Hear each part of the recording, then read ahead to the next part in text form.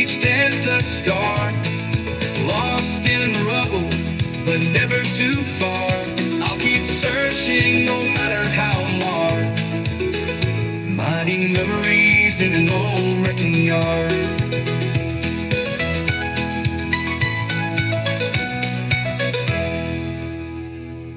Hey, welcome to the Wrecking Yard. I'm Jerry Wayne Longmire, and y'all, or presumably still y'all, all are welcome here in the Church of Internal Combustion. We just ask that you show up with an open heart. It is a very cold, rainy Saturday here at the Wrecking Yard. It is so cold and rainy, I didn't want to come out here and do this, to be honest with you. This is I don't live in Texas, so I can put up with weather like this. The whole benefit of living on the Gulf Coast is not to be cold. You know, we put up the hurricanes and the tornadoes and all the other crap and swamp ass and 2,000% humidity and 120 degrees in summer, so I don't have to be cold. But here we are.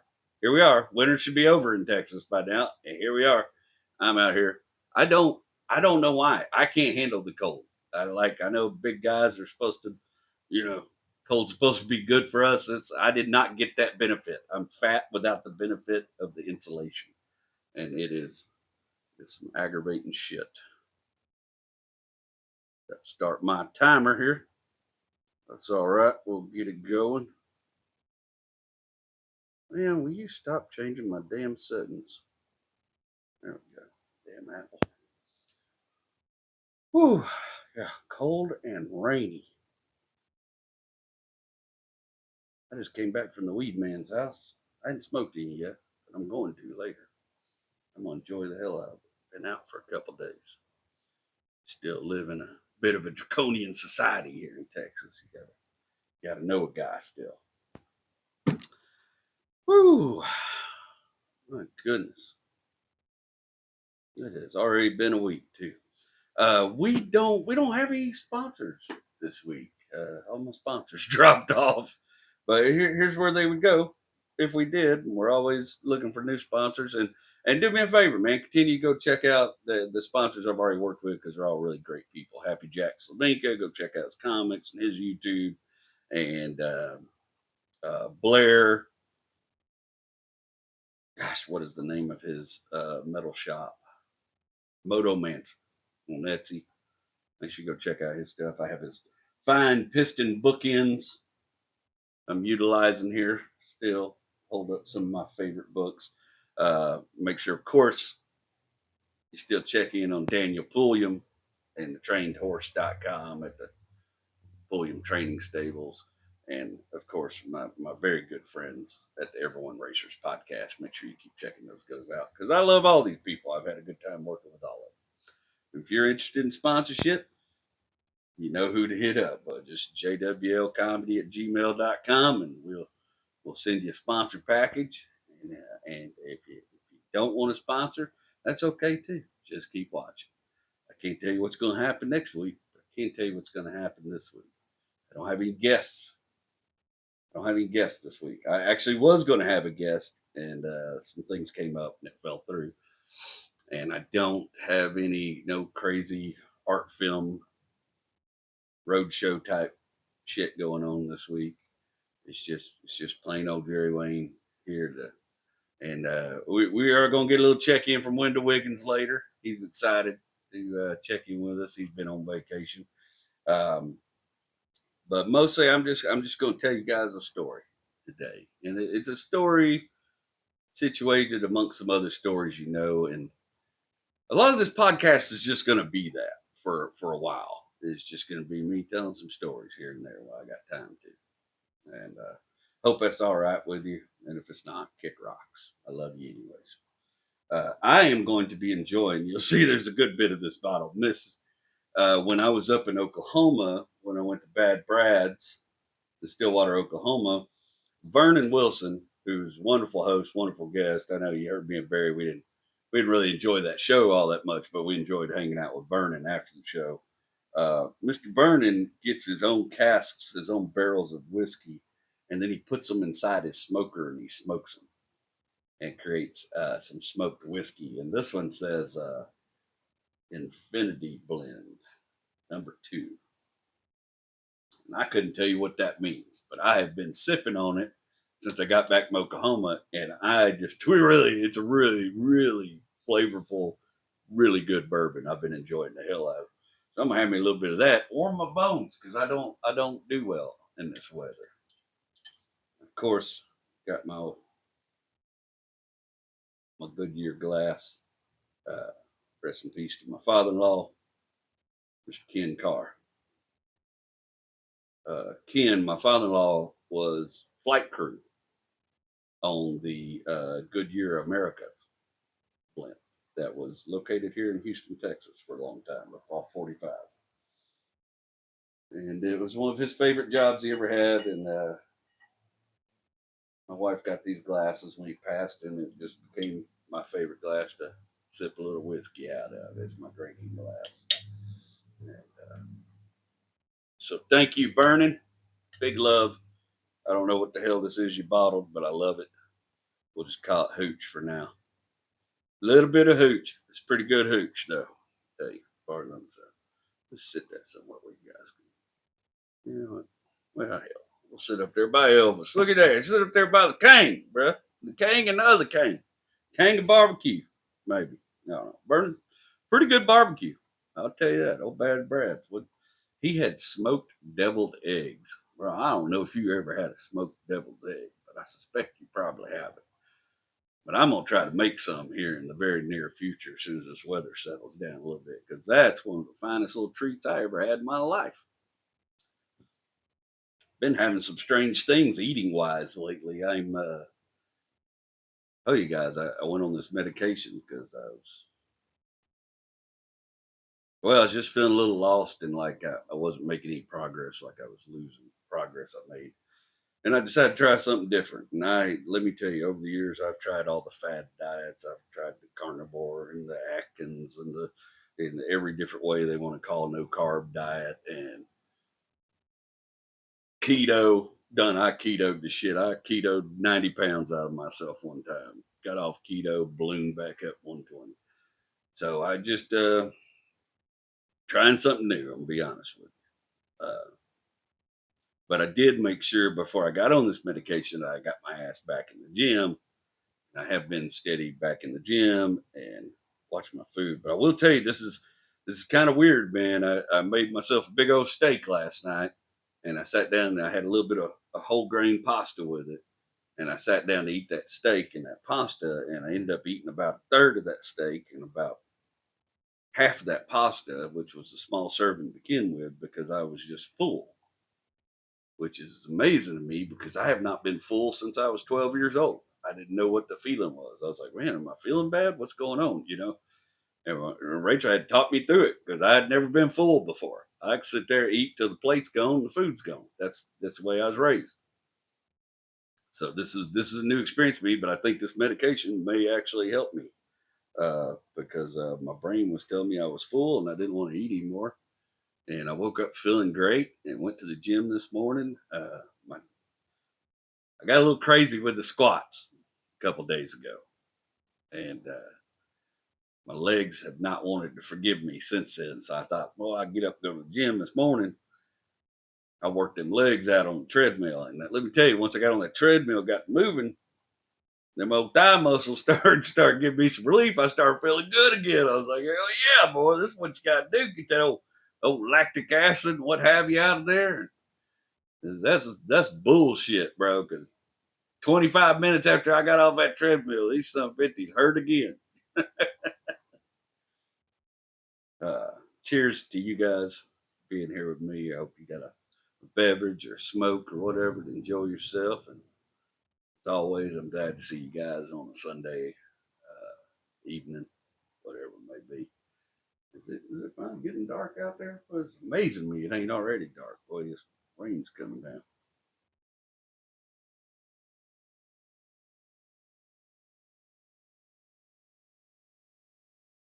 Hmm. Whew. It's got a little burn, but it's got such a smoky flavor. Oh, just love it. Man, we're gonna do a little time traveling again today, man. We'll go back to 2014, and y'all know I kind of breezed over this story in a. So one of the things I thought I'd do is I'll go back through some of the old stuff and just the things that were highlights that I bumped through. I'll tell you guys a story behind them, And this is a story that happened in 2014.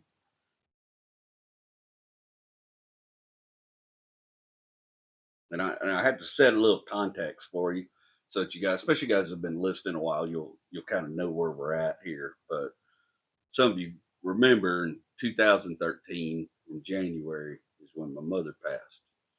It's also the time I was getting off in pain medications and started doing some yoga and stuff, trying to get my body back right after having been on them hydrocodones for so long. It was 2013 wasn't a good year for me. I was on autopilot a great deal of that year, just trying to keep the jobs going and keep money coming in. And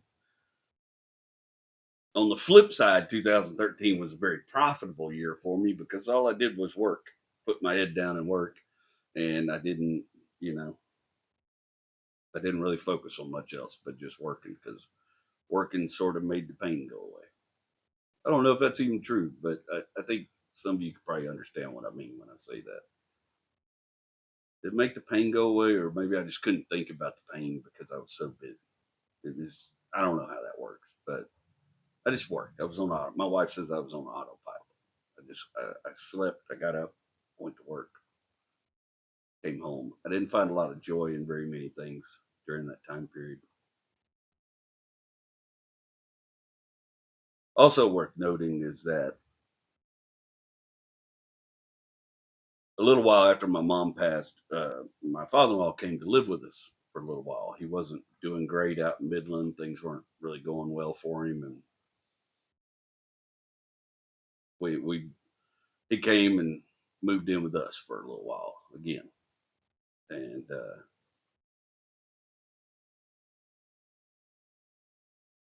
towards the beginning of 2014, me and him, he was working for me a little bit, but he had a heart attack, and I had him working out on the property where I had my contract for a little bit, but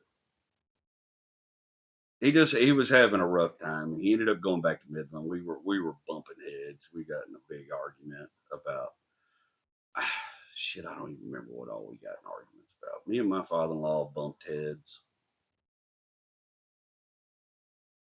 God, it all feels so stupid now, but boy, we couldn't get right on some things, and it was very much a little bit of a power struggle of him trying to kind of treat my house like it was his house, and we were just bumping heads. We weren't getting along very well.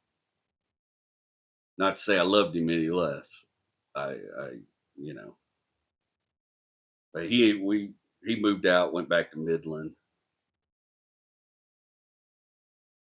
and I've told you guys this right around that time. So when we moved into that house we were living in Conroe, we were supposed to we were going to like lease it to own it. We were going to try to buy that house and move into it and make that our forever home.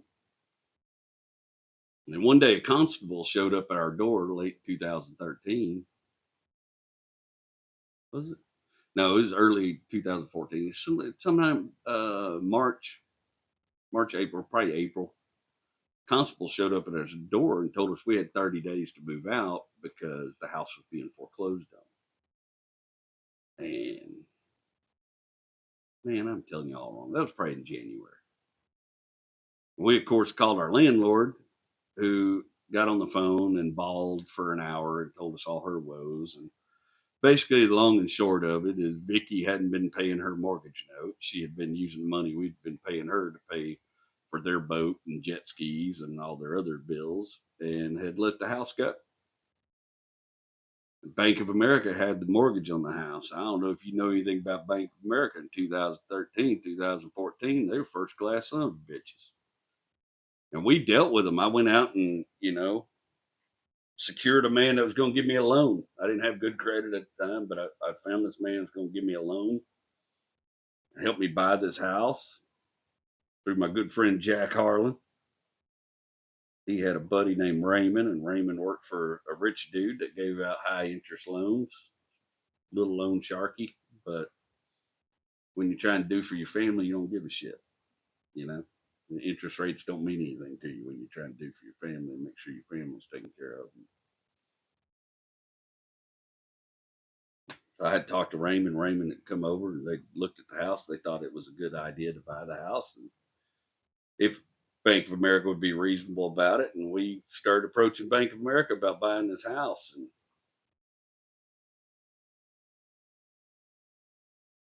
God, I was swirling here. My anger was at an all-time high, and Bank of America started screwing us around. Bank of America come back and tried to tell us it was a $200,000 house. It wasn't a $200,000 house. You know, reasonably for the area, $140,000 house, which I was willing, ready to pay to make that my home. But the house had a lot of damage.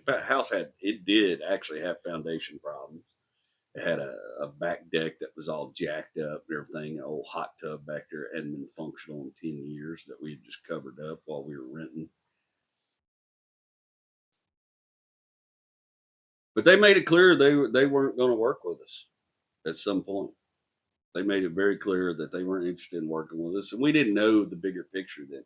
We didn't know that this was the beginning of all these corporations buying up homes and stuff. We didn't know. We weren't aware that that was the new game was afoot in the United States, and we weren't privy to it. But that's exactly what Bank of America was doing, was taking that on a default. They were going to turn around and try to make big money off of it or hold on to it and build their assets. But we went back and forth with Bank of America for about a month and a half, 2 months, and uh, we had a lawyer, some legal counsel at the time involved with it, and he told me, he said, "Man, stop! Don't do any more work on the house. Don't do any more work on the yard. We need the value of this house to go down if we're going to be successful in getting them to be reasonable with us." And, well, all you got to tell me is once not to do yard work, bro. I hate yard work. I hate mowing and edging and all that shit. I hate it. I hate doing it. I don't like doing it. I think it's all stupid and vanity driven. I think grass is the dumbest thing humans have ever grown. You can't eat it. You can't feed it to nothing. What is the absolute point? It's the dumbest thing we've ever done as a species is manicured front lawns and back lawns. It's the most wasteful batch of resources you ever seen in your life.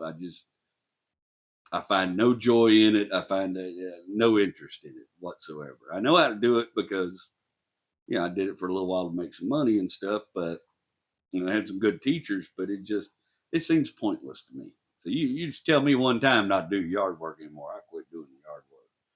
But we had some shitty neighbors there. People right across the street were real good people. Got along with them all right. The guy that lived right next to the right of us, he was okay guy. I got along with him okay, but his wife was very unpleasant.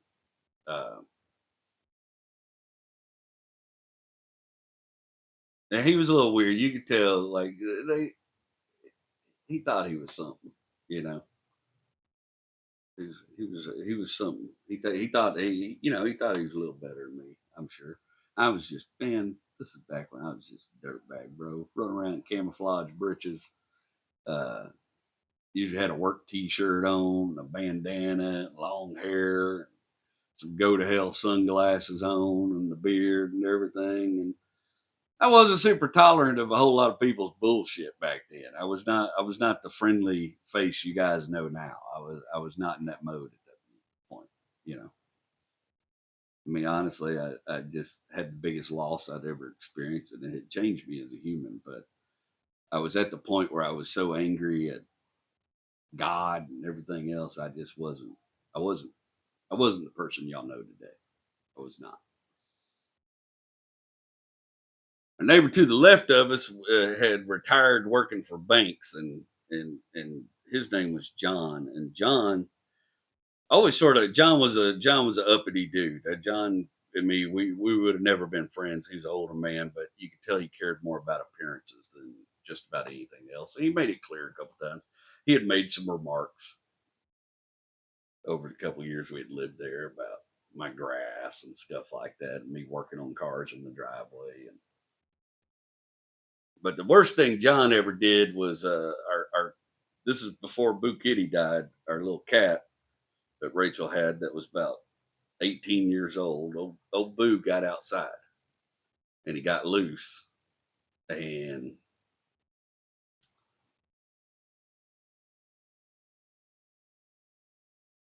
I found him underneath John's car, all tangled up in his collar and everything. And it was pretty clear somebody had put his paws in his collar and left him like that.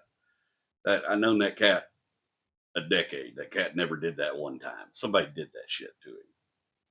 And then I caught John torturing and screwing somebody else's animals a couple times. So I decided I didn't care very much for John. He he had a cruel twist to him about animals. I didn't care for it much. A little snide.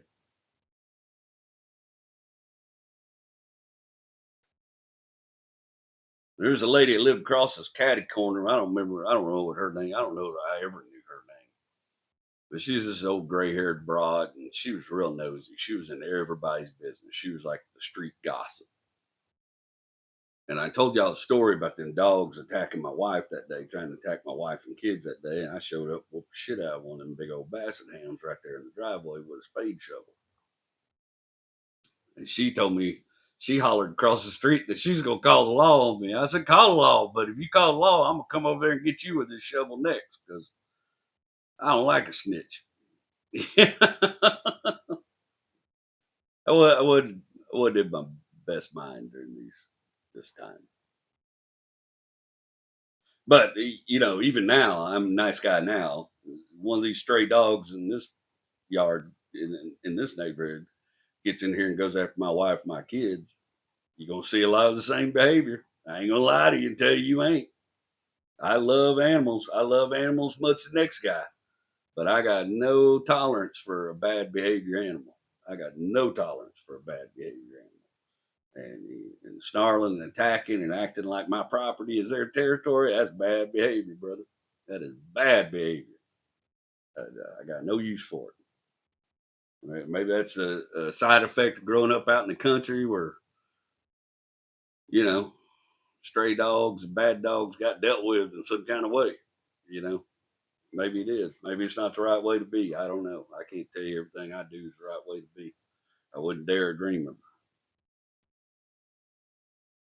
But me and her, we didn't get along. After that, our relationship was always, and I knew she was gossiping, running her mouth about people and this kind of stuff. And so our yard got kind of overgrown. And I come home from work one day, and I'm dealing with this bank, and we're trying to buy this house, and we're under the gun because they've done put a foreclosure notice on the house. I got to figure out how to move my family out of this house in the midst of everything else that's going on at work. I'm busy as shit. I've been promoted. I have a new position at work. I'm now the developmental coordinator for the whole property, which means I'm overseeing all the new projects and the old projects I was already over. It was a very slick way for them to give me a cool title and a whole lot of added responsibility with just a little bit of extra money, you know.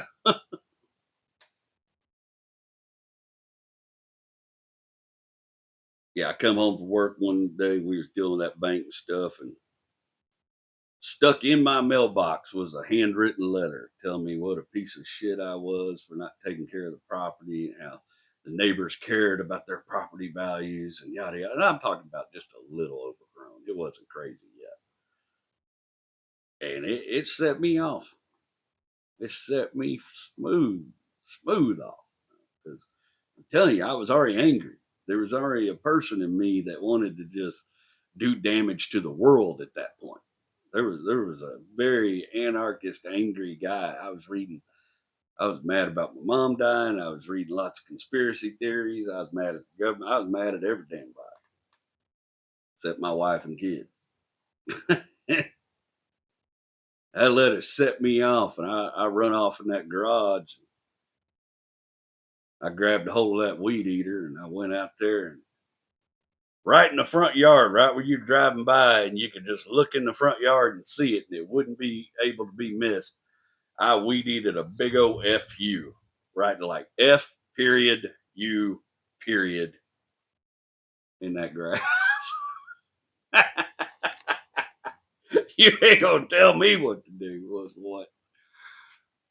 It was so funny to me because a couple of days later, I told you that neighbor off to the right of me that he was a little standoffish or whatever, but he just happened to see me out there in the yard. He goes, "Hey, man, I couldn't help but notice. It looks like somebody vandalized your yard." And I just looked him dead in the eyes, shook his head. I go, "No, I did that. Somebody wrote me a shitty letter, and we're dealing with the bank trying to buy this house. I've been instructed not to do any more work on this house, and somebody wrote me a crappy letter in my mailbox, and I decided to leave a little message for whoever it was that didn't have the balls, put the name on it, and tell me who they were." And he immediately, well, I guarantee you it wasn't me and my wife. We didn't run like that. I was like, I didn't even think y'all did till you said all that. Now I think maybe it was you. But I left that shit there, and you talk about not doing anymore. I didn't do a speck of yard work. That yard turned into a jungle in the next month, and I let it. In fact, one of those days I was coming home. This is when I had that little 2000 GMC, that little Z71, and I was coming home from work one day, and I went to turn left, and when I did, one of the back tires started going backwards on it, and realized I'd blowed out the rear end of that little pickup, and I had to drive it like that for about a week, hoping, just knowing I was doing more damage. And that's when I had old Terry Smart Jr. working for me. I said, "Boy, I found a place right there in Conroe that rebuilt them rear end houses, rebuilt them rear ends, differentials." And they had me one for that little GMC for about $1,200, completely remanufactured, ready to go. And so, but they didn't want the core, weirdly enough. So I went over there and bought that rear end, brought it home.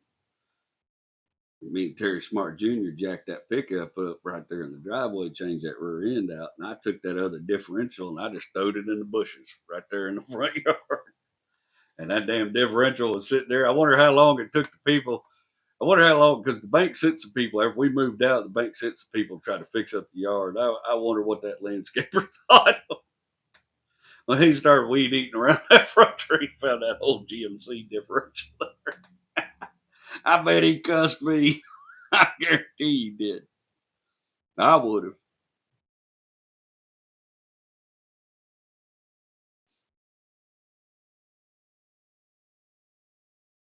You got to know my buddy Jack Harlon. When I met him, he's just a spry old dude, man. And I had no idea how old he was. I figured he was somewhere early 70s, maybe late 60s. But he had stories for days. He'd owned a candy factory down in downtown Houston. He worked for hot dog factories growing up. That's how he made all his money. Was he bought his first hot dog factory. And Jack was a womanizer of the highest order. Jack loved women, and women loved Jack. He had, dude. I'm telling you, I never seen anything like this man. He very quietly told me one day that he was 82, but not to tell anybody. But this dude jogged and played tennis. Me and Terry Smart Jr. were just convinced, because he had one of those operator jobs in Vietnam as a contractor. You know, one of those type dudes. And me and Terry Smart Jr. was convinced they gave him some of that Captain America serum, some shit. He's still, old Jack's still alive and kicking, still just as rowdy, and got to be 88 now, still just rowdy as all get out. He got to be older. Hell, he's probably 90. I still talk to him on the phone from time to time. Well, it's been a minute, but every once in a while he called me up. He's still crazy. And Jack had become the president of the board out at April Point South. He had become president of the board out there, which meant Jack was over me. because I reported directly to the board. And Jack had big ideas, man. He said, "Boy, we're gonna make some money and we're gonna fix this place up." And he didn't like that they had promoted me without increasing my money, and so he went to work on that for me. And like I said, Jack went out and got his buddy Raymond helped me find a loan. He knew I had bad credit because I got a guy that does this kind of thing. He said, "It ain't the best loan in the world, but it'll get you out of your situation." Well, when the bank stopped playing ball with us, Jack said, "I tell you what, man, I got to tell you this one little story about Jack. This is one of my favorite stories about Jack. This is when I realized, like, how much of a whole ass problem Jack was. Jack had been divorced 3 times. And I asked him one time if he's ever going to get married again. He said, after that third marriage, I realized I just wasn't no good at getting married. I just realized that wasn't going to work for me. I wasn't the type of dude that needed to get married. And I decided just to be single the rest of my life. I respect a man that knows who he is. I ain't saying don't chase women. I'm saying don't chase women if you're married. But I respect a man that knows who he is. Me and Jack had a mutual friend named Myra. Myra was also on the board of this property, and Myra Logan, you can look her up. She is a pet psychic, like legit. That's how she makes her living. She's written books, and she goes and talks to people's pets, and they put pictures in her brain, and she tells them what's wrong with their pets. I don't know how much of that oof. She was Myra's kind of new age. She's a little new age, a little more sore than I was ready for, but she was a cool lady, man. I mean, me and Jack was friends with her, and one day Myra had a friend visiting from out of town, and this old gal was probably in her 40s, and she was an attractive lady. I believe her name was Teresa, and me and Jack happened to pop by to visit with Myra about some board issues, and Teresa was there. And boy, Jack, I mean, the minute he saw this woman, he transformed. He turned into like Fred Astaire. It was the most magical shit I ever seen in my life. I mean, he put it on. "Hey, how are you doing?" Grab her hand, kiss her hand, but all not weird, just also natural, man. Jack goes, "Hold on, real quick, boy. This old gal's she's stunning on him. She thinks he's the bee's knees. She ain't never had no master flatterer work on her like this fella, boy. Jack's well, he got about 900 years of experience." Well, Jack, boy, he's just a flirting with old Teresa, boy. "Look here. Give me a second. I'm gonna run on down to my condo. I'll be right back." And boy, Jack zips out that door, and I'm standing there talking to Myra. Jack comes walking back in that door with, I don't know where he got the damn flowers and a bottle of champagne, boy. He said, "I've been holding this for something special. Why don't you and Myra enjoy this?" Gives that to Teresa and them flowers. I picked these flowers up. He picked them damn flowers. I don't know where the flowers come from. He didn't pick them damn flowers. Boy, she was just spinning. "Oh, we ought to go out and get a drink tonight." I had never seen anything like it. Jack was a master class in how to talk to the ladies. He was. Yeah, Uncle Bobby was one kind of master at it. Jack was Jack was a different generational master. Jack was Fred Astaire on wheels, man. He was something else.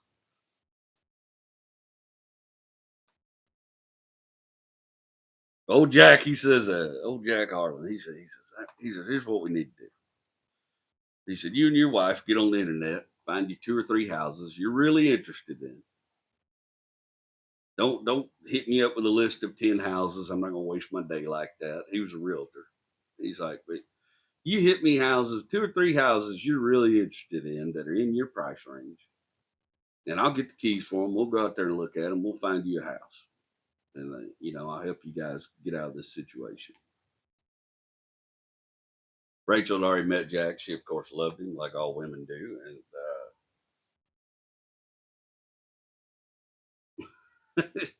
she told me something funny. First time Jack met her, and he hugged her. He gave her a big old hug. She said, "Well, think about it. Don't matter if men are 12 or no matter Ben or 20 or 80, they still like boots.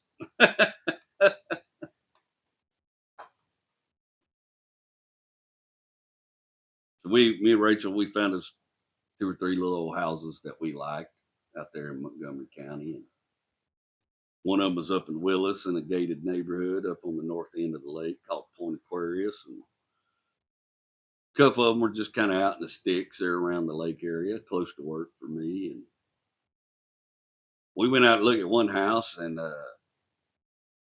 there was something wrapped up in the shed that I swear looked like a body. And that house was a creep show. It had mirrors on the ceiling and some weird shit going on in that house. And we both got the ick right when we walked in there. And we're like, no, this ain't for us. And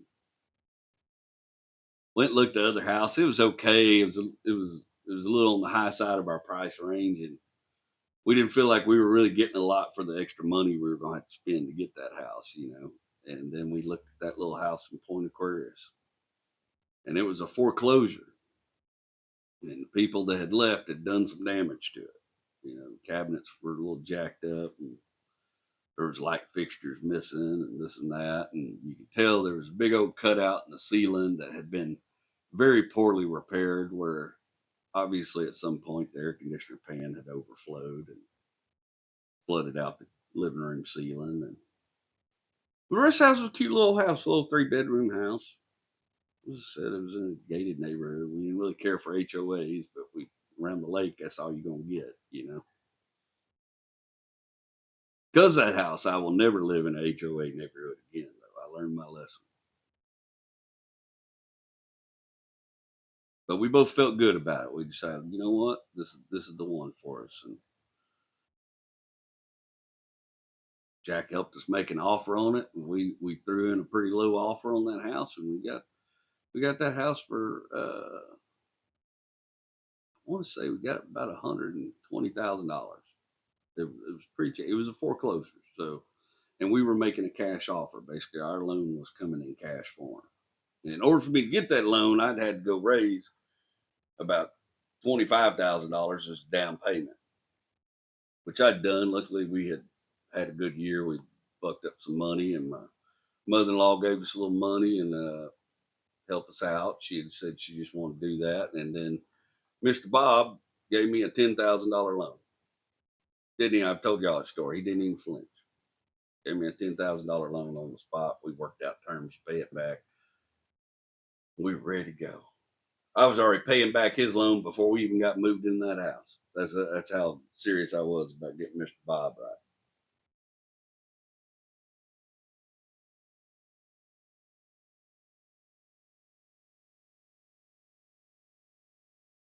That property where I worked, well, there was a whole host of characters out there, The landscaping guy's name was Jesus. And the guy that ran all the sprinkler contract and everything, his name was Angel. And then Jesus had a helper named Noah. And they all reported to Angel at the time, and then on to Jack, and a little bit me, just as things needed to be done on the property. And that was my favorite thing to do, is tell people, what are you doing for lunch today? I'm going to lunch with Jesus and Angel and Noah. Jesus and an Angel and Noah. Feel like I'm in good hands. Boy, you're going to be all right eating with them three. It was weird that Jesus was the helper, though. I always sort of pictured Jesus as a lead man. But anyways. And there was other members of the board. There was a lady named Nancy, who was a real sweet lady, and a guy named Steve Cleveland that I got along with really well. He was a nice fella. And another fella named Dennis, and Dennis had some crazy job. Dennis had been DEA and all kind of shit. Dennis had a long law enforcement career. Me and Dennis got along real well. But Dennis's job, he worked directly for the DA, no, the prosecuting attorney, the prosecutor.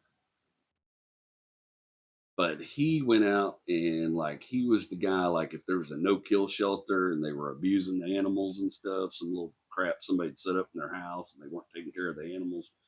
He was a guy that had to go out and shut those things down. Or when every once in a while you drive by a pasture and it don't look like somebody's feeding their horses right. And he would go, he showed me pictures of horses he had to go out and confiscate because, good Lord, they looked like they were in Germany in the 40s. These horses were so underfed and so threadbare. And that was his thing. He was a big animal guy. He took his job serious. And boy, the rain's coming down now.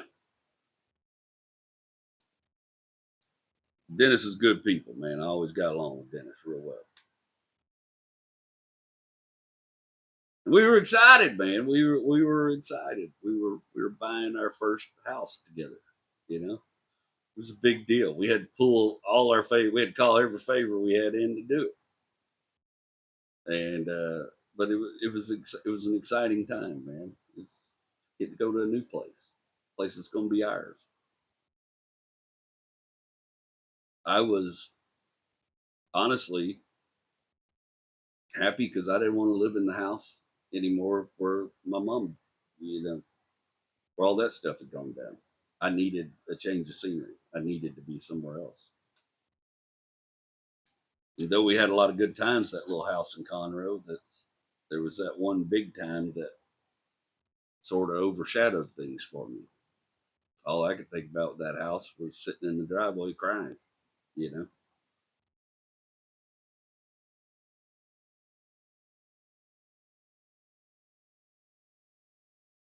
In fact, the day we got moved into that new house in Willis, we was getting all our stuff packed up, and we was getting all our stuff in the house. The moving crew was unloading everything, and Rachel was telling them where all to put it. She's a very organized packer. We've moved, I don't know, 6-7 times together, and Rachel's the one you want on your team when it comes to packing up a house and moving, because by God, she'll know where everything is when you get to the new place. Me, I just sort of throw shit in a box till a box is full, and then throw some more shit in a box till a box is full, and then it's a game of wonder where my shit went when I get to the new house. I found a box here the other day that has been moved 3 times, and I had tools in it that I've been looking for 5 or 6 years. My little Craig pocket cabinet kit, my little Craig pocket screw cabinet kit. My dad gave me that as a Christmas present. I've been looking for that damn thing for 3 or 4 years now. It was in that damn box. Just all manner of crap. I'm trying to think if I'd put any of that stuff out, but I found it there, but I haven't. Well, the day we got moved into that house, me and Terry Smart Jr. were sort of walking around the perimeter of the house, checking, just kind of see what's up, checking out what kind of work needed to be done. Had a little spot on the roof that needed to be fixed. There was that house had shifted some. There was some brick work, but I was pretty good at that brick repointing and whatnot. And just kind of taking inventory of what all need to be done. There's a little column on the back porch that need to be fixed. And we got around the back porch of that house, and Rachel was watching out through the window. There's a big old yellow jacket nest up in the corner of that porch. And boy, me and flying, stinging things do not get along. I don't know whatever. I got bit by a damn a brown recluse spider. And after I got bit by that spider, and I had such a bad reaction to it, for some reason after that, every time I got stung by an insect, boy, I'd just swell up. The area would swell up. I'd swell up like cellulitis every time. And they say that happens. Like once you have a reaction to one, then you're going to have some reactions. It doesn't bother me as much anymore. Nowadays, I've gotten a little immune to it. But I had this old good ass Stanley tape measure. It had about a 9-foot standout on it, which is a pretty good standout on tape measure. You want a good standout if you work in construction. You want a tape measure with a good solid standout, especially doing the type of projects I was. This thing had about a 9-foot standout. I told Terry, I said, I'll tell you what I'd do. Take that 9-foot standout of that tape measure, and I'm just going to shoot it out. I'm going to extend it and get it up close to that yellow jacket nest, and then I'm just going to whip it out and shoot it off of that yellow jacket nest and knock them down. and you and me gonna run like hell, right? Good idea in theory. I did not take into account how smart Yellow Jackets were. I got my 9-foot standout on the tape measure. I start creeping up behind them. And before I even got close enough to them to throw them, they all came and attacked me. They just, like an army, they turned, it's like an Air Force. They turned and seen me and flew straight at me. And all you could hear was Terry Smart Jr. running, laughing. But that long-legged 6'2", some 50, hell, he took 6 steps. He was in the neighbor's yard. You know, my fat ass was just running. They hit me. I got stung like 6 times on this arm, on my left arm, just right up my arm. Of course, I was out there in a t-shirt like a moron. Poor old arm just swole up like Mickey Mouse. Terry's laughing his ass off. Rachel's trying to doctor me. Terry said, "Boy, you won't. I'll go back there and get rid of the Yellow Jacket nest." And Terry does the only sensible thing anybody's ever done. He went back there, hooked up the water hose with a nozzle, and shot the Yellow Jacket nest down, waited for him to get done buzzing around, went over there and stomped on the nest. And of course, the Yellow Jackets went and found him somewhere else to live. Should have asked Terry his plan before we tried my plan, but you know, I was the boss. And it was funny because I had a couple of days off work, and I was going to use those couple of days to paint them cabinets in the house. They were all jacked up, and I was in there painting with one big swole up arm, just miserable painting them cabinets. And we got all moved into the house, and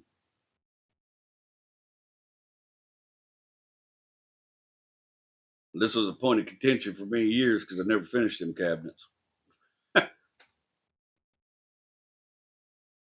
One night we was there, and I was painting on them cabinets. My phone starts going off like crazy. I answer the phone. It's old Jack Harlon. "What's going on?" "We got a fire on the property. I need you here as quick as you can get here." "What do you mean a fire?" "Well, we got condos on fire at the property right now." "Holy shit." Well, just to give you, so I'm on the north end of the lake. The property's on the south end of the lake. I got to go across the bridge, 1097 bridge, and go clear out to Montgomery to catch 105 and get back to where this property is. Good 10, 15-minute drive. I don't know how long that lake is, but it's pretty good sized reservoir. When I left Point Aquarius, got on 1097, I could see the smoke in the air. Even at night, I could see the smoke billowing up. You could see the light from the fire on the other end of the lake. Boy, I put that hammer down that GMC and did it to it, boy. I got that property, and boy, the gate waved me right on through. "Get on, get on, get on. Y'all got a property fire out there. Watch out for all the fire trucks." I said, "Oh, shit, how big a fire is this?" Boy, there must have been 16, 17 trucks. It was a 4-alarm fire. And it was one whole section of condos that was burning. And it started up in the middle of them where it started. Damn, damn, damn. Of course, I parked my truck, hop out. "Jack, what can I do?" Jack said, "Well, we're just trying to keep people clear of the area so the fire department can do their deal and just calm people down, and just let them know we've already talked to the management company, and of course we're going to get everybody hotel rooms. We're going to work with everybody's insurance, all that good shit. That all that kind of crap. Just make people feel better, that kind of stuff." It's 10, 11 o'clock at night.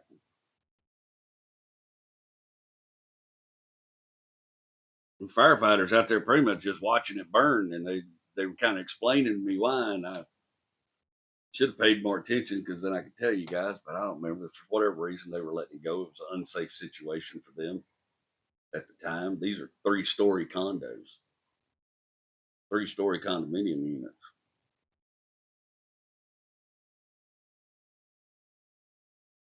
Well, one of the downstairs condos,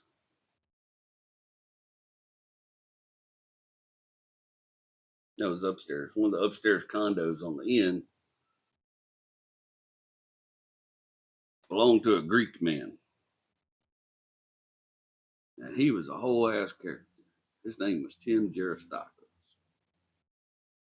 And none of them rednecks in Montgomery County could pronounce Joros, so they all called him Mr. G. Mr. G was he was a thorn in my side a little bit. I liked him for the most part because I sort of enjoy people, but he was a bit of a complainer. He was one of those. He's always had something to complain about the mailroom. He was always complaining about the sidewalks. He wanted to be on the board real bad. He wanted to be over maintenance. He had been a hotel concierge for most of his career in Atlanta, Georgia. He was a music lover. He was a hell of a musician. He's Tim. My name is Tim. Chevy. My name is Tim. And I would have to go work on shit at his condo all the time. He'd find something to complain about every week. And it was always some little penny anything. He was a weird bird. I remember he had a 12-string guitar signed by Greg Allman. Him and Greg Allman had become buddies when they were staying at his hotel. And he had a 12-string guitar signed by Greg Allman. And he would play a guitar every once in a while. I'd be over there working on his house, and he'd be playing that guitar. And he was pretty good at playing it, you know. I think mostly he was lonely. He just wanted somebody to talk to. I had a lot. So that property was like that. It was a lot of people, because it was cheaper in a retirement home, would go out there and buy a condo and stick their elderly person in those condos out there. And I had a bunch of elderly residents that they were just lonely. And so I was a lot of people's just chat buddy.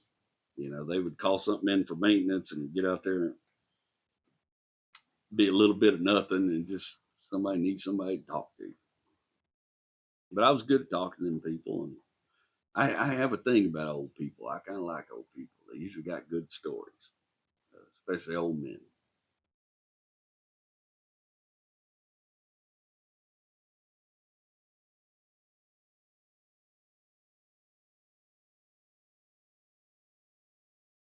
Oh, Tim. I went to Tim's house one day and the dishwasher was open. He had Ziploc bags in the dishwasher. I said, "What are you doing?" He said, "These bags, they cost $4 for a box, but you put them in dishwasher, run them through dishwasher, brand new bag." Tim, I don't think you're supposed to be dishwashing Ziploc bags, brother. You heard of BPAs and all that shit, but you couldn't tell him nothing.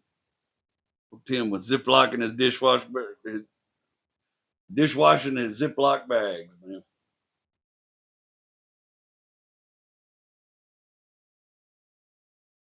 Well, I noticed Tim's standing out there in the crowd of people, and Tim's got a drink. And it's something strong. You can smell it a mile away. And sitting there beside Tim is his 12-string guitar signed by Greg Allman and a couple of his records. And as I'm helping corral the other people, every once in a while I notice I can't find Tim. And then I see Tim with a fresh drink. Well, while this fire was raging out of control, Tim kept running back upstairs and mixing drinks and grabbing more shit out of his condo. And he was slipping by everybody. Nobody was the firefighter. None of us was seeing him do it. But we kept noticing he kept showing back up with a full drink. Tim was getting lit. Tim come down one time holding an armful of harmonicas. I said, "Tim, you can't go back in and out of the house. Firefighters have ordered everybody. They've evacuated condos. You got to stay on this side of the line. You can't go inside the fire tape anymore. Can't do it, man. I ain't gonna tell you again, Tim. If I had to call security over here to deal with you, I'll call security over here to deal with you. But they've instructed us to evacuate everybody. We're still trying to get people out of their condos, and this goofy son of a bitch is running in and out of there mixing drinks while Rome burns." I remember one of them firefighters, at some point, they caught him again coming back out to shoot it. The firefighter said, "Hey, man. Hey." The good old Montgomery County, old Conroe firefighter. "Hey, do you know that foreign fella? Is that foreign fella drunk? Because I'm about to have a cop come out here and lock his ass up." I said, "I'll take care of Mr. Tim." I go there, Tim. I saw Mr. Dexter, the old security guard. He was over there helping out. I said, "Mr. Dexter, can you keep an eye on Tim? He keeps running in and out of his unit mixing drinks. Tell Tim he can't go back in that tape anymore. We're going to haul him off." Mr. Dexter takes over 10 for me. Them firefighters they're out there kind of standing across the curb because part of the roof is collapsing in on one of the buildings. And some of them have got up on the roof, and they took a big old chainsaw and they cut a big old square out of the roof to kind of let the fire. I forgot, they explained to me what it does. If any of you guys have firefighting experience, you'll know why they did that. But it was so that they could just dump water down in the roof of this condo, help put this fire out. In the condo where it started, it was an upstairs condo where the fire had started. But you got to understand, these condos were built in the 70s. They weren't built great. They were tinder boxes, basically. They had hardy siding on them, but everything under that hardy siding was burning like it was its job. It was just burning, Bubba. That place was going up. There wasn't no ifs, ands, buts about it. And they had 16 pumper trucks out there. They didn't even know what to do about this. This time, this dude shows up in a Hawaiian shirt, and I notice he kind of looks like, so one of those condos burning was old Dennis, the old ex-DEA guy and law enforcement dude. Well, this guy shows up, kind of looks like him in a Hawaiian shirt. He's trying to get around the tape. I said, "Hey man, can I help you?" He said, "You know, I'm Dennis's brother, and I need to speak to whoever's in charge of the fire scene." I said, "Well, he's right over here. The Arson Investigation, the fire chief was out there already. His name is Roland. He's all right kind of guy. Me and Roland got along." I said, "Let's go over here and talk to Roland. Roland can help you out. Tell you what you need to know." He come over there and he said, "Sir, I need to get up in that. I need to get up in one of them condos." Roland said, "Nah, that's a no-go, my friend. That's a no-go. I can't help you there. You can't get up in any of them condos. We're having to let it burn right now." He said, "No, I'm telling you, I need to get up in this condo. It's going to be better for everybody if I get up in that condo." And Roland said, "Well, I already told you once you ain't getting up there. We're not letting anybody inside the fire tape." And old Dennis's brother whipped his badge out. He apparently still was a DEA officer. He said, "Sir, in that condo right there, there's about 8,000 rounds of ammunition, and they're not in a fireproof safe. And there's all kind of weapons in that condo. I need to get up there and secure those weapons and ammunition before that stuff starts getting hot." Boy, all of a sudden, old Roland, boy, he's about 3 or 4 of them firefighters. Y'all get him up there and put a mask on there. Boy, all of a sudden they changed their tune. They didn't want that ammunition to get too hot and start cooking, popping off. All them people standing out there, boy. They was just coming down with just ammo boxes out of that damn unit. The old fire just raged on, man. They got out there.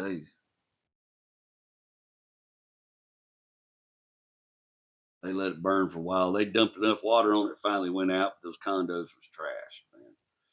Between water and smoke damage, several of them had collapsed down. Several of them had collapsed down into the first floor. By the time it was done, I was up there about 3 or 4 o'clock in the morning before they finally got that fire put out. Last firefighters left and pulled out. Jack said, "Boy, we got a bunch of work ahead of us." I said, "You ain't kidding, Mr. Jack. Now I just moved into my new house. I got all kind of work I'm supposed to be doing on my new house. Now I got a new job title because now I got to be over all the fire stuff too." But I had to have Terry Smart Jr. take over most of my maintenance duties so I could work on all the fire shit with Jack.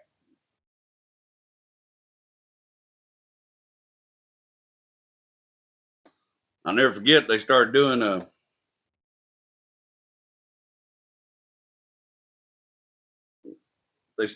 investigation on that fire. Them buildings had aluminum wiring. That was kind of it really wasn't popular at the time those buildings were built, but somebody had built them cheap and used aluminum wiring in them. And aluminum wiring does some kind of shit, and I'm not a scientist, I can't tell you, but it's not great. There's ways to use it properly, but the way it was done in those buildings was not great. And I guess as it gets old, it gets brittle, vibrates, real particularly known for causing fires. They start doing the fire investigation, and they want to call me in to talk to me. I got to go meet with the fire chief and the arson investigator on the property. And so why the hell they want to meet with me?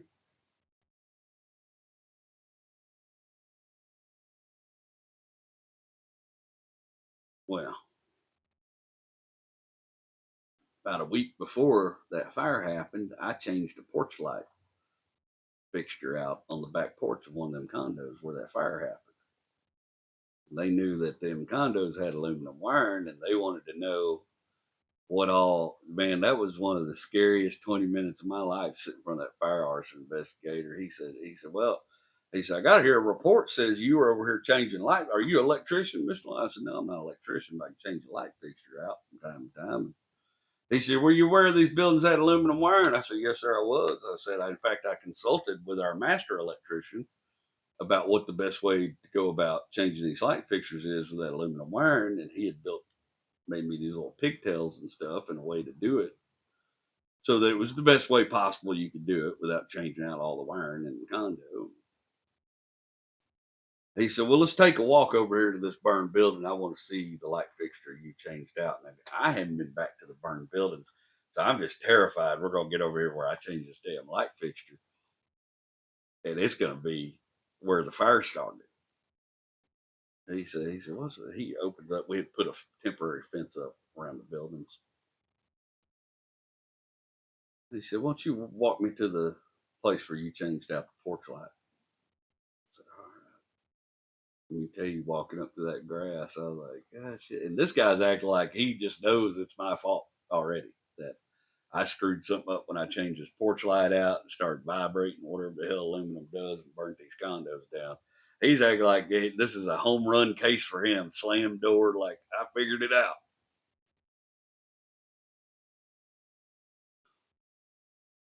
I'm walking up to them buildings like, please, Lord, if there's any of these, please don't let it have been me. Needed that job at the time, you know. Just bought a house.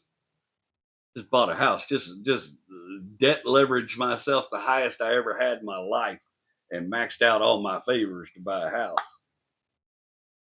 But boy, we come around the backside of the buildings. We walked up where I changed that porch light, and can I just tell you that was the only porch light intact on the whole road. About 13 condos burned down. The only porch light that hadn't burned out was the one I'd installed.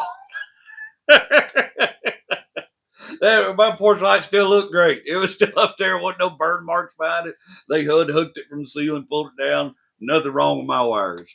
Everything around that some bitch had burned except for that one. And I had the PO order and everything that showed what unit it was that I had changed the porch light on. You know, Arson Investigation was, damn, I was hoping it was going to be you. I was like, damn, bro. Thanks for that. He's like, well, it just would have made my job a lot easier. I'm like, oh, well, yeah, I'm sorry to complicate shit for you and not be the guy that burnt down the building. And it turned out to be another contractor. Somebody was remodeling one of the upstairs units, and they had hired some little no-name crew to come there and do a bunch of cheap work for them. And the guy had installed a ceiling fan, and they had video of him leaving the property right before the fire started, and the fire started right around that damn ceiling fan. I mean, that was where it all sparked off. And Nationwide was the insurer. Let me tell you what a bunch of first class Sun 50s these guys are. Nationwide was the insurer, and they were so pissed because they come out and they're like, we're not paying for any of this. Y'all got aluminum wiring. We don't insure buildings with aluminum wiring. And you guys didn't disclose that it had aluminum wiring. And Jack said, the hell we didn't. I've looked at the insurance paperwork myself already, and it's on there. And that girl with that insurance company said, no, it's not. No, it's not. And we pulled all that paperwork out, and by God, the person come out there and sold those policies had acknowledged that those buildings had aluminum wire. And boy, Nationwide was hot because now they're on the hook.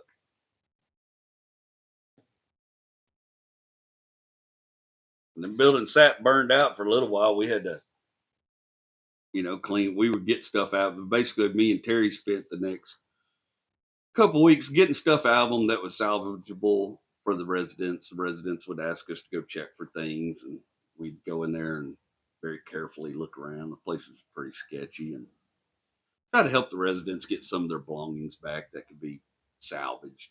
You know, we didn't want these people to go without their stuff. A bunch of old people, you know. I may have told y'all this story. I don't care if I did. I'm gonna tell you again. But one of the funniest things I ever did to Terry Smart Jr. was we was digging around. And Mr. Gerastato's unit had collapsed and fallen into the unit below. So his whole office, his desk, his grand piano, and everything were off in the unit below. And we were wandering around in there, and Mr. Gerastatos had asked us to look for some things for him. And we were poking around his office, found his desk, and Mr. Gerastatos was a little bit of a player when he was young. I found this folder in his desk. I opened up, there's all these photographs, all these beautiful nude women that clearly he had taken these photographs. And I was just thumbing through these photographs. Look at all these lovely lasses. I said, damn, good for you, Mr. G. You've had a full, fun life. But then I flipped over. The next photograph was Mr. G sitting in an office chair with his old hog just rock hard in his britches, holding his wang, smiling at the camera. And Mr. G was blessed. God bless him, you know. Lord did him a solid on the way here. I said, boy, that's funny shit. The world, I tell you what I do. So I took that photo and I slid it out and put it first in those folders. I closed that folder up. And Terry Smart Jr., just old country boy from East Texas. And I wouldn't say he's homophobic, but I wouldn't say he wasn't. You know, he was an Adam and Steve sort of fella. I mean, Adam and Eve sort of fella, not a Adam and Steve sort of fella. I took that old folder. Terry liked women, right? Terry just liked women. Took that old folder, stuck it back in that desk, and started rummaging through the other side of that desk. I said, hey, brother, come over here, help me out. Will you go through them drawers real quick, see what you can find? And we were looking for some insurance paperwork for Mr. G on his piano. He said it was all on his desk. And here come old Terry Jr. Well, I'll go through this drawer right here. And he opened that drawer up and pulled that folder out. And he opened that folder up. And when he seen that picture, Mr. G just holding his wang, sitting in the chair. He just throwed that folder. And I hit the floor. I was done. I was on the ground rolling. He goes, you knew that was in there. You son. He was mad at me for 6 months. He may still be mad at me about making him see that.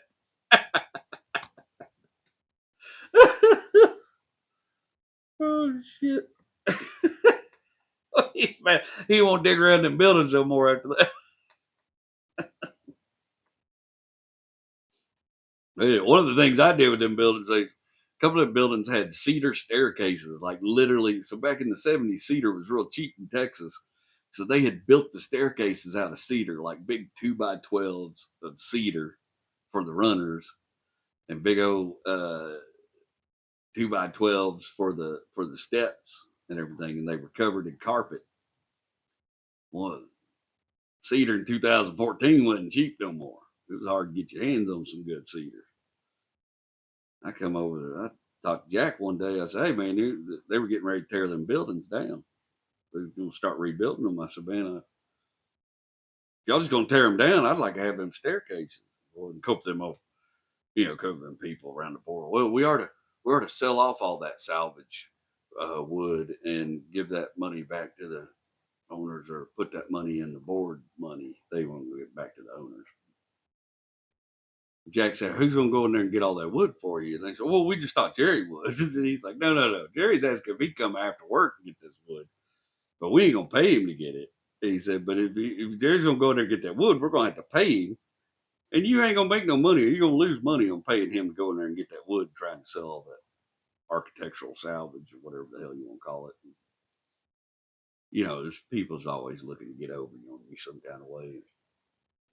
they ended up letting me have it. Me and Terry Smart went in there and tore out a couple of them staircases. I still got some. I've built a bunch of stuff, made a bunch of stuff out of it, but I still got out there about two links of them 2x12. I mean, true dimensional 2x12 cedar boards. I've moved them from house to house and built stuff out of them, but I still got a bunch left. I think I'm gonna make me a big old table out of them here for the wrecking yard one of these days.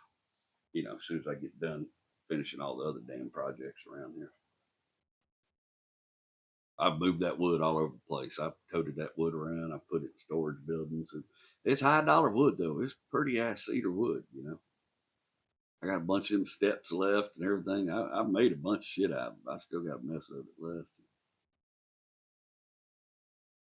Well, the insurance company started hemming and hawing, trying to figure out ways to keep from having to rebuild these buildings. And Jack was a little bit of a cowboy. He told the board, he said, what we need to do is demo them buildings. We demo them buildings, they won't have no choice but to commence a rebuilding. They done hem and hawed 5 to 6 months, not doing anything about these buildings. The board said, well, what, you know, he said, well, I'm just saying. He said, I got this affidavit from the insurance company, said they're going to have to tear them down anyways. They're not structurally sound anymore. Because that was their initial assessment. But now they were hemming and hawing. They was wanting to come out there and look at the building every 3 weeks, try to figure out what they could get by with not spending on fixing these buildings. And basically, they weren't going to bring these buildings back up to code. They were going to try to keep these buildings grandfathered in and keep these old shitty condos that were there. And yeah, it's the way of the world. It's the way insurance companies work. And boy, damn, if Jack didn't hire a demolition man to come out there and knock them buildings. I pulled up on the property. There's a dude with an excavator just to tearing them buildings down, hauling that shit off. I mean, tore them down to the slab. Boy, the insurance company was pissed. Oh, they were hot. We started, you know, going to pick who we're going to have rebuild it all, you know. That's where I met old Steve Roberts, the guy I was doing work for when I fell off the roof and damn near ended myself. This done moved. We're pretty close to 2015 now. We done spent a year jacking around with this insurance company, and we had a bunch of builders come out and present proposals, and Steve Roberts was the fair and the best proposal out of the bunch, and he had the best reputation in town. And so we're going to have Steve Roberts rebuild these buildings. But we had to start picking other contractors. And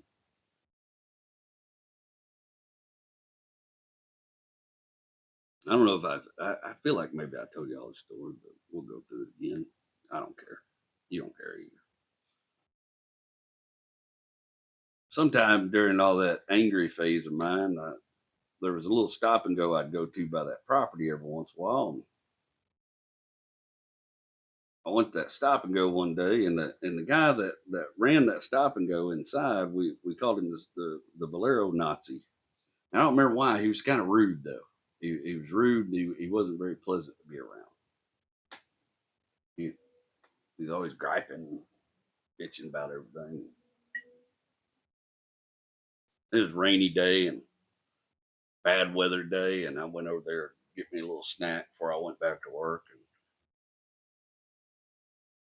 pulled up. There's 2 old boys standing beside there was a double set of entry doors and then a side entry door, and I always kind of parked on that side and went in that side entry door. And there's 2 old boys standing outside that side entry door, look like contractors, but they were a couple beers in. You could tell, you could smell it on them when you walked up. And one of them was leaning against that door. I walked up and I stood there politely for a minute. You got to understand, Montgomery County was still kind of backwards back then. I had long hair, and that made me a problem, believe it or not, even in this day and time. You know, I was long-haired hippie problem. The beard and the hair, that was a whole ass problem for a bunch of people, them good old boys up there. I didn't fit in real well with the good old boys. I come from different kind of good old boys. I tell you all the time, I come from I come from hillbillies that don't talk to the police, and all them folks up there are a bunch of thin blue line rednecks. And though we have some similarities amongst us, and we ain't gonna let you attack the other one, boy, we fight all the time. Kind of like the Shiites and the Sunnis, man. You ain't gonna get over on both of us, but boy, we'll go after each other. And the good old boy, he's leaned up against that door. I finally said, "Hey, man, you mind if I go inside there?" He goes, "There's no set doors around there." I said, "Why do I got to walk around there? You're blocking the door. Can I just go in here?" And he kind of, he let me walk in. I walked in that door, went there and got me an energy drink, whatever it was, and a hot dog, and come out that door again to go back to my truck. He's leaning up against the door again. I stood there for a minute, and his friend was looking right at me. He could see me right there in the door, and he said something to him, and they started laughing. Well, I just pushed on the door a little bit, like, "Hey, man," and he jumped back the door. He goes, "What's your problem?" I said, "What? I don't have a problem, man. You're leaning up against the door, dude." And he mouthed something off to me. I don't really remember it in the heat of the moment. I just remember my face got red, my blood boiled a little bit. I was still going to just try to walk to my truck, and he shoved me. When he did, I dropped my energy drink, and it busted and sprayed all over the place. Dropped my hot dog, and I didn't think. I just turned around and hit that old boy right in his face. I just turned around and whopped him one, and he went down like a sack of shit. He was so drunk. He just straight on the ground. I am not a good fighter. I will flat out tell you, I'm probably the worst fighter on the planet. I just got lucky and hit a drunk, and he went down. And he scrambled to his feet, and boy, and they kind of had me backed up against the wall like they was going to attack me. And shit for it, they're talking shit to me, and I'm talking shit to them, and I'm getting ready for a fight. And I'm in my regs now. I'm ready to go. I'm ready to turn into a hurricane, do as much damage as I can do to these two old boys. You know, they ain't neither one of them very big. Like nothing else, I'm gonna do some damage y'all for y'all whip my ass. I've had my ass beat a couple times. I could take a hit, and he shoved me backwards, and I shoved him backwards again. And well, here come Conroe police right there. Here come the Valero Nazi. He done called the police when it all started. Well, y'all know my track record with police. I just assumed my goose was cooked. Here I have just screwed up my day, and I'm going to jail in the middle of a damn work day because I let my dumbass temper get in the way of my thinking and acted out instead of trying to de-escalate the situation and get out of it. I told you I was full of anger back then.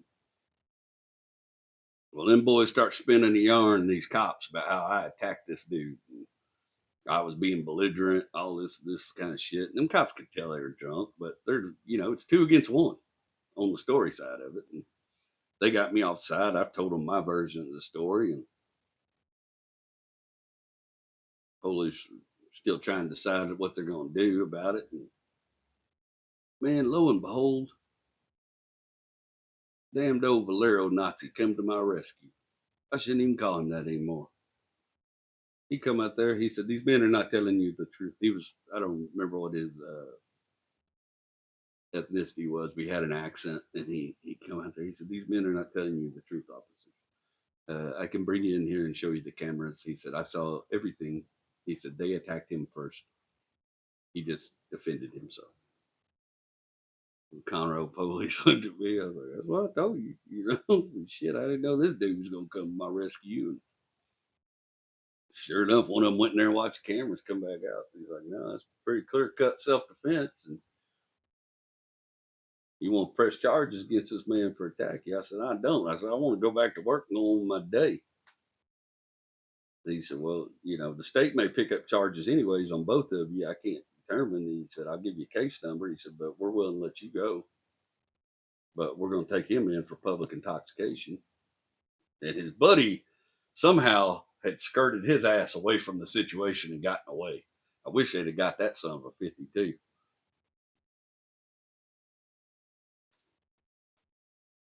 Well, sure enough, they took old boy for public intoxication. Now, this had all happened earlier on in the year. I done forgot about this shit. But all of a sudden, I'm in the position of picking the contractors that are going to work on these buildings, picking the contractors we're going to get bids from. One of the guys involved with the property, I think it may have been old Dennis, said, "Hey, I got a buddy. He's got his own plumbing company. He wants to come bid on all the plumbing. Would you be willing to talk with him?" I said, "Sure enough." I said, "Me and the engineer and the guy who was the consultant for the building design, the architect." So yeah, we'll talk to him. Have him come over to the office. We're meeting contractors over at our office on the property, such and such day and time. He said, "I'll tell him." Boy, I'm standing out in front of that office smoking a cigarette. Lo and behold, who pulls up in a plumbing truck? Old boy from the Valero. He started getting out of his truck. I said, hey, partner, you go ahead and get your ass back in your truck. I'm telling you, you ain't got a sporting chance of getting this bid. I'm going to save you the heartache. And he looked at me and remembered who I was. I said, "Yeah, buddy, you cooked your goose here." Yeah, I get it was, it was a good chunk of work. A couple $100,000 worth of work. Replumb all these units. A little lesson there, bud. Watch who you get drunk and get in fights with at the Valero. It might cost you some work down the road. Well, he was hot too. You can see it on his face. I think he wanted to fight again. And I was ready for it. I was like, "I'm gonna let you hit first again, though." Yeah, man.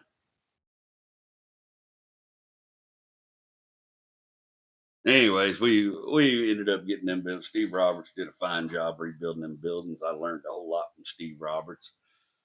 I was basically his shadow during that build, and I ended up started doing some work for Steve Roberts, and then y'all know the story.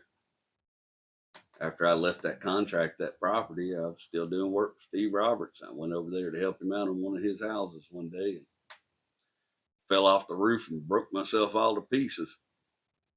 And old Steve, man, he looked after me after that, gave me work while I was recovering, and let me do an internship with his top-notch cabinet guy, and I learned how to build cabinets, and I learned a lot from Steve Roberts. I ain't got nothing bad to say about old Steve. That property can kiss my ass, though. We all left together. Me and that board left together. We got tired of all the crap out there. And then, boy, sure enough, them people that took over that property just run it into the ground just as quick as they could and caused even more problems. And I bet that property still having money problems now because of everything that next board did. That's enough of my jawing for the night. Let's get a weather update from the nation's premier meteorologist, Wendell Wiggins. How was your vacation, Wendell? Oh, I tell you, Jerry, it was fit for a king. Me and Wanda celebrated 55 years of wedded bliss on the finest 7-day cruise that Carnival has to offer. A cruise? Look at you, Diamond Jim. Oh, I don't hold back when it comes to Mrs. Wiggins, young man. See, the trick to a long and happy marriage is to treat her like your girlfriend and just keep on trying to impress her. Well, that is remarkably sound advice. I like a new hair too. Well, Miss Wanda felt like I might need to modernize my dude to keep up with the new promotion, and she just happens to be the finest hairdresser in Houston, Texas. So I let her work her magic. And son, I'm so beautiful, I may take up modeling next. Well, just don't forget about us little people when you get too famous for modeling. I got to tell you, baby, little is an interesting adjective for you. There he is. I thought you was being too nice. Wendell, what can we expect from this crazy weather? Well, young blood, it takes an experienced eye to look at the data and keep up with Mother Earth and her unpredictability. Sometimes it reminds me of when Wanda went through menopause and nobody was safe, Daddy. We're going from record-breaking lows nationwide to a heat wave, and atmospheric river vents are going to be pushing them precipitations up into the northwest. It's still going to be a little cold. It's going to be a bad time to go look for Bigfoot, Jack. Right now, the jet stream is still fairly meridional, but in the middle of the week, it's going to flatten out like an excuse, baby. That warm air is going to move in Tuesday like a deadbeat relative, and the Great Plains and everywhere else is going to have close to 20 to 25 degrees on average higher temperatures than normal. Well, you mentioned something earlier about a disturbance in the Gulf when we were talking beforehand. Patience, young man. My producer said I need to maybe add some hip hop lyrics to my weather forecast in order to attract the youths. So we're going to give that a shot, baby. Now, we do have a small disturbance in the Gulf that's threatening to whip up and just drop a whole mess of rain across the lower Gulf Coast before it disappears off into the Atlantic. But this is the Gulf Coast, so don't get too comfortable, baby, because that storm could just whip up out of nowhere and come in strike like, first off, fuck you, bitch, and the click you claim. West side when we ride, come equipped with game. You claim to be a player, baby, but I fucked your wife. My 4-4 make sure all you kids don't grow, daddy. Well, that's your weather from the nation's premier meteorologist, Wendell. I don't know if that's what they meant. All right, hope we see Wendell next week. Let's do some testimonials, if you will. Testimonials. While we try to forget what the hell just happened. Good Lord, Wendell. Let's see what we got here. No, oh, Chicken Joe Clark. That's our boy right there. I seen Chicken today. Chicken Joe Clark. I hit a cone one time and dragged it for about 5 miles. Whoopsie daisy. Chicken, you know what the most remarkable part of that little story is? Is that you had a vehicle that would go 5 miles. I see some of your vehicles. I don't know if I put 5 miles behind none of them. Let's see. I'm just kidding. Chicken's a good old hand, man. Everybody's had some struggle cars. At LMJ420, you mean Parker, the kid born 120 years late. Have you seen his electrical experiments? I want to go visit that soda fountain he frequents. Yeah, that kid is amazing. Y'all look up Dr. Parkenstein. I think that's his handles, Dr. Parkenstein on Instagram, or just search it on YouTube. This kid is amazing, man. He's got old cars from the 30s and 40s, old pianos. He can do the Charleston like nobody you ever seen. He is he's got an interesting voice. Makes you want to listen to the dude. He is an interesting cat. To me, he's probably one of the most interesting things I've ever watched on the internet. And he knows his stuff. He's good mechanical, and he knows how these things work, and he explains them really well. And if you want to take a time travel trip back into the past, you go check out Dr. Parkenstein, man. Go check out what this dude is doing. Well, it's one of the most entertaining, interesting channels I've ever seen on the internet, honestly. Yeah. Thanks for bringing that up again. At Gene Bond. Thanks for another great one, JW. Don't give up on making new friends. Here at mid-60s, we've made more good friends in the past couple of years than we ever had. Kind of friends that would do anything for you. They are out there. Man, you're probably right. I know I got a cynical view on that, but I don't make new friends easily. And honestly, this is going to sound rude no matter how I say it, but it's a hard thing to do in the entertainment industry because most people I meet that want to be my friend, there's a reason. There's an ulterior motive or something. They're trying to get something for me or trying to get me to do something. You know what I mean? It's real rare. I've made a few friends over the years, but you have to be guarded when you do this kind of thing for a living. When you do stand up for a living, I coach them young stand up comics all the time about the women and stuff. Like, yeah, a lot of them girls just like you because you're on stage and you seem important right now. If you was at the Starbucks, they wouldn't even talk to you. So, don't get me wrong, it was part of the allure of the business when I first got in it, for sure. But, Don't go looking for love in all those places. And damn sure don't think everybody you meet after a comedy show that wants to hang out is going to end up being your friend. Because a lot of them people have ulterior motives, and you have to guard yourself. Be real careful about it. But I get what you're saying, Dean. I've made a few friends past 40, but it's just been a handful, you know.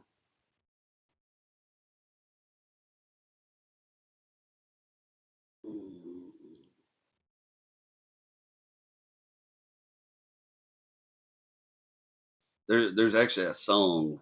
Uh, One of my favorite groups is a group called the Avett Brothers, and they have a song called "The Perfect Space," and that song perfectly describes how I feel about friends. I struggle as an introvert with the friendships I do have and maintaining them because I spend a great deal of my time in my own head. You know, outside of Rachel and the kids, and just I'm telling you, two or three people.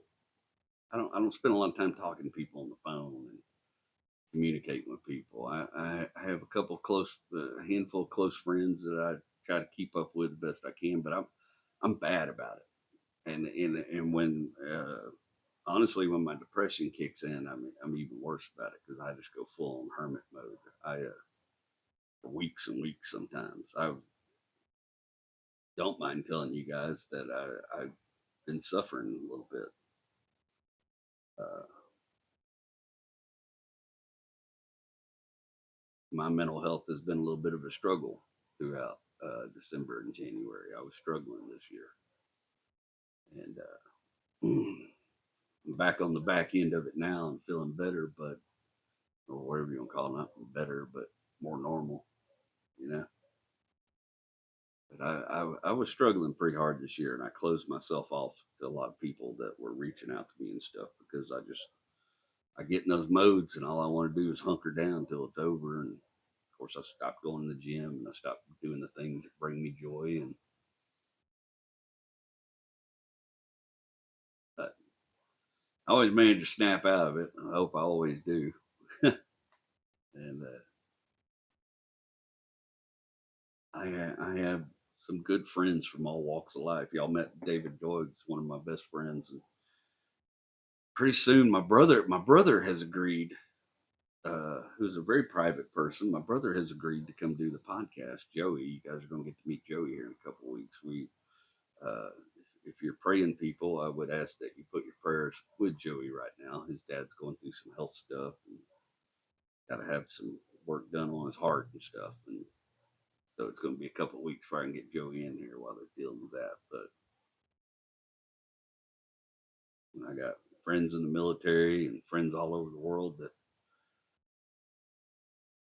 honestly, there's probably a number of times in my life I wouldn't have made it through without them. Refusing to put up with my hermiting and refusing to let me hide myself away from the world and get too wrapped up in my own crap. I hope you guys have people like that in your life. You know, even just watching my dumb little podcast helps you. I'm thankful for that. If I can bring some joy and some good to the world, I think maybe the best thing I can do is be honest about this stuff that happens to me, and maybe by me being honest about it, it'll help somebody else understand what's happening to them. Or I don't know.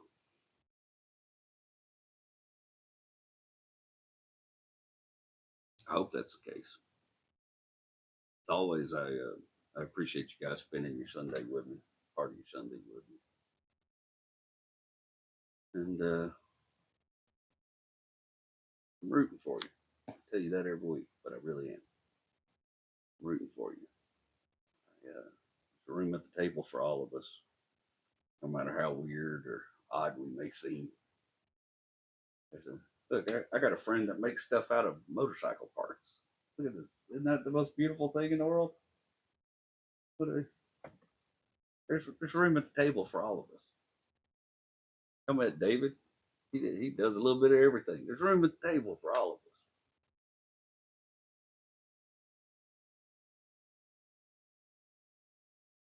of us. I hope your week's going well. And like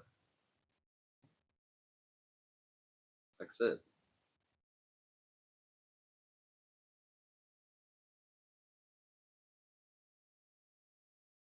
guess it don't get no more simple than that. I'm rooting for you. That's all you need to know.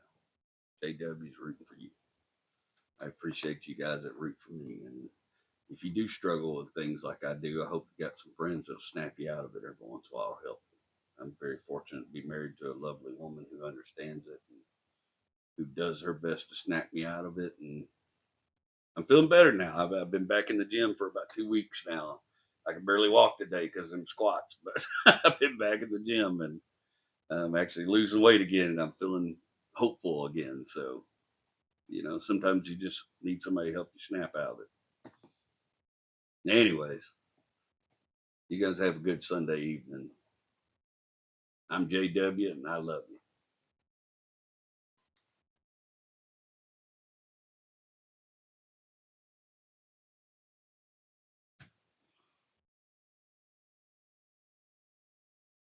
I wanna have friends that I can trust, that love me for the man I've become, not the man that I was. And I wanna have friends that'll let me be